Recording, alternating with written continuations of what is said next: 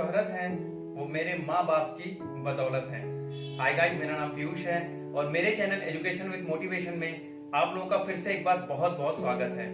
हर रोज की तरह फिर से एक बहुत ही अच्छी कहानी लेके आया हूँ मैं आप लोगों के लिए। इस कहानी को भी आप लोग लास्ट तक सुनिएगा और बताइएगा कहानी आपको कैसे लगी। लेकिन उससे पहले जो लोग मेरे चैनल पे नए हैं वो प्लीज मेरे चैनल को सब्सक्राइब कर लीजिए, बेल आइकन को प्रेस कर लीजिए, जिससे YouTube पे मैं जब भी अपनी कोई नई वीडियो अपलोड करूं तो उसकी नोटिफिकेशन आपको मिलती रहे।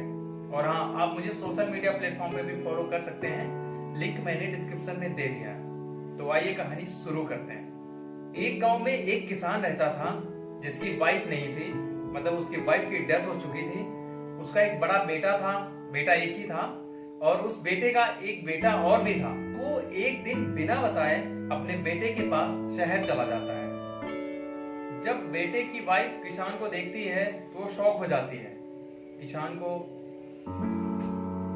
जब वो दोनों अपने पापा को अचानक गेट पे देखते हैं तो एकदम से चौंक जाते हैं।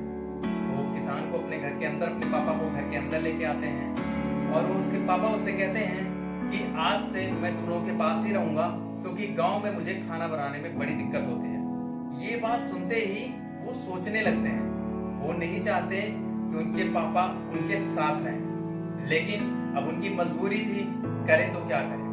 वो किसान अपने बच्चों के साथ वहीं रहने लगता है। किसान जो पुराने टाइम का होता है वो हमेशा जमीन पर खाना खाता था, लेकिन शहर में आने के बाद देखता है कि उसके जो बच्चे हैं, उसकी वाइफ है, वो लोग कुर्सी पे बैठ के खाना खाते हैं। अब किसान जब कुर्सी पे बैठ के खाना खाता था तो इसकी आदत नहीं होने की वजह से इसका ज्यादातर खाना जो टेबल होता है उस पे गिर जाता है, मतलब प्लेट से बाहर गिर जाता है। ये सब देख करके जो लड़का होता है उसकी वाइफ उसको बहुत कुछ उल्टा सीधा सुनाने लगती है। जो इसका पोता होता है वो ये सब देखता रहता है, लेकिन बेचारा वो छोटा होता है, वो कुछ बोल नहीं सकता अपने माँ बाप के सामने। एक दो बार ऐसा भी हो जाता है कि खाना खाते टाइम किसान से प्लेट नीचे गिर जाती है और प्लेट टूट जाती है। ये सब देख करके उसका जो बेटा होता है वो भी इसको फिर सुनाने लगता है, उल्टा सीधा बोलने लगता है।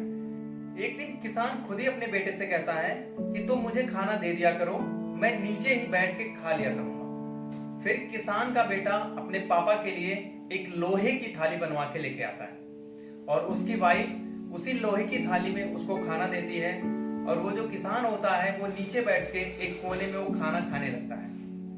उसका जो पोता होता है वो एक दिन अपने पापा से कहता है कि पापा, हम लोग बाबा जी को खाना इस लोहे की थाली में क्यों देते हैं। तो उसका जो बाप होता है, जो लड़का होता है, उसका जो पापा होता है, वो कहता है कि इनसे बार बार थाली टूट जाती है और इसलिए मैंने इनके लिए एक लोहे की थाली बनवाई है। तो जो उसका लड़का होता है वो कहता है कि ठीक है पापा, एक टाइम तो ऐसा आपका भी आएगा जब आपकी भी इतनी उम्र हो जाएगी और आपसे भी थाली टूट जाएगी, तो मैं भी आपके लिए इससे भी बड़ी और इससे भी मजबूत लोहे की थाली बनवा दूंगा। ये सब सुनते ही किसान के बेटे को अपनी गलती का एहसास हो जाता है और उस दिन के बाद से वो अपने घर से ही टेबल कुर्सी हटा देते हैं और सब लोग बैठ करके एक साथ ही जमीन पे खाना खाने लगते हैं और फिर से उनका परिवार पहले जैसा खुशहाल हो जाता है।